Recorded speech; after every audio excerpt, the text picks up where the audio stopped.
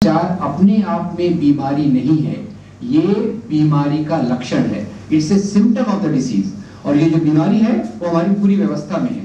पूरी व्यवस्था में जो बीमारी है, एक प्रकार से उसमें जो पारदर्शिता नहीं है, there is no transparency, accountability नहीं है, वो चुने हुए अधिकारियों की हो या सरकारी अफसरों की हो। और उसी के साथ समाज में जो बहुत बड़ी गैर बराबरी है, इनइक्विटी, वो आर्थिक हो, सामाजिक हो और किसी और आधार पे हो, मेरे ख्याल से भ्रष्टाचार की जड़ में वो एक सबसे बहुत बड़ी बात बैठी हुई है।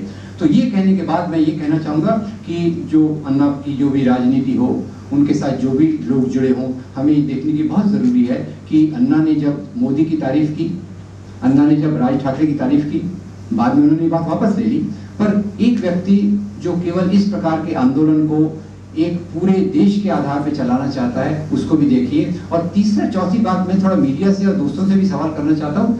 दो सवाल हैं। एक कि ऐसे समय पर ये आंदोलन क्यों ऊपर आए, अन्ना हजारे की नींद क्यों खुली, रामदेव की नींद क्यों खुली, जब कारपोरेट सेक्टर के कुछ लोगों को जेल में जाने का चांस था।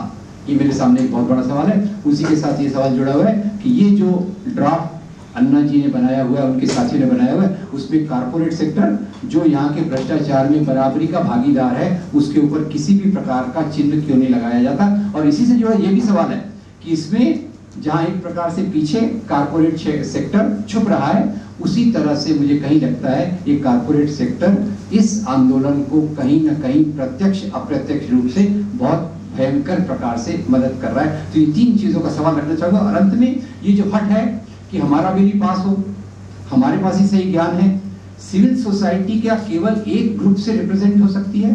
देश में बहुत सारे ऐसे संगठन हैं जो हमारे समाज के दलित, पीड़ित, शोषित लोगों का प्रतिनिधित्व करते हैं। उसमें ये अहंकार रखना कि हमारा बिल इतने दिनों के अंदर पास हो, मेरे ख्याल से ये हमारे पार्लियामेंट्री डेमोक्रेसी को खत्म करने की एक चाल है, ऐसा मुझे लगता है। तो जो भी इसके पीछे खड़े हैं, एक पार्लियामेंट्री सिस्टम है, ये बात बहुत अच्छी है कि ये सवाल ऊपर आया, पर इस सवाल को आगे ले जाने के लिए यहाँ जो व्यवस्था है, बाकी सिविल सोसाइटी ग्रुप्स हैं, और यहाँ जो प्रोसीजर है लोकतंत्र के अंदर बनी हुई, उस पार्लियामेंट्री डेमोक्रेसी के सिस्टम को के पर चलना बहुत जरूरी है। नहीं तो मेरे ख्याल से हम अपने लोकतंत्र के लिए एक बहुत बड़ी कब्र खोद रहे हैं, ऐसा मुझे लगता है। Thank you very much.